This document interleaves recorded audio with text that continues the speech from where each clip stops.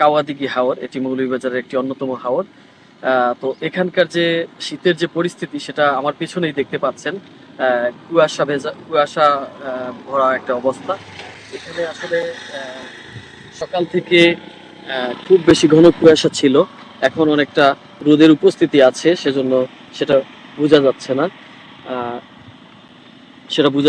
আমরা আবহাওয়া বিভাগের কাছ থেকে এই যে শীতের যে তথ্যটা পেয়েছি সেটি হচ্ছে আজ 15ই ডিসেম্বর সকাল 6টা পর্যন্ত মৌলভীবাজার শ্রীমঙ্গলে তাপমাত্রা রেকর্ড করা হয়েছিল 12 ডিগ্রি সেলসিয়াস, যেটা সকাল 6টায় সেটি রেকর্ড করা হয়। এর আগের দিন অর্থাৎ 14ই ডিসেম্বর রোববার সেখানে তাপমাত্রা ছিল 11.5 ডিগ্রি সেলসিয়াস। আবার এর আগের দিন অর্থাৎ 13ই ডিসেম্বর 11.4 ডিগ্রি সেলসিয়াস তাপমাত্রা রেকর্ড করা হয়েছিল। এই মৃদু শীতকে উপেক্ষা করে কৃষি শ্রমিক এবং চা শ্রমিকরা সাধারণত মাঠে বের হচ্ছেন, কাজ করছেন। তারা সাধারণত সকাল 8টার মধ্যেই তাদেরকে বের হতে হয়, সেজন্য অনেক চা বাগানে আলাদা আলাদা টাইম শিডিউল রয়েছে।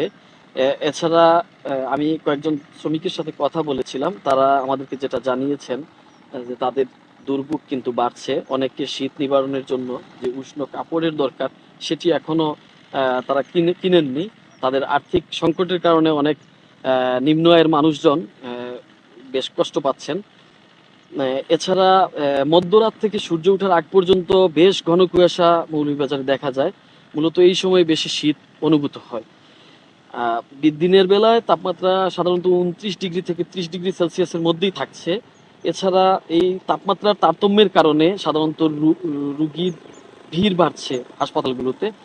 জেলার যে উপজেলা স্বাস্থ্য কমপ্লেক্সগুলো রয়েছে সেখানে আমরা খোঁজ নিয়েছি, আমরা জানতে পেরেছি শীতজনিত নানা সমস্যা নিয়ে রোগীরা ভর্তি হচ্ছেন।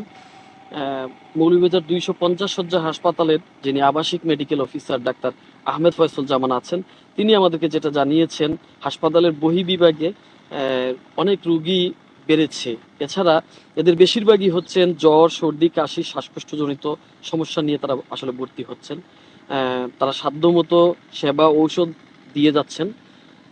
সরকারের পাশাপাশি বিভিন্ন সামাজিক সংগঠনগুলো এগিয়ে আসলে এই শীতের যে তীব্রতা সেই তীব্রতা সাধারণত শ্রমজীবী এবং নিম্ন আয়ের মানুষরা এই শীতের তীব্রতা থেকে তারা কিছুটা রেহাই পাবেন, এমনটাই দাবি করেছেন নিম্ন আয়ের সাধারণ মানুষরা।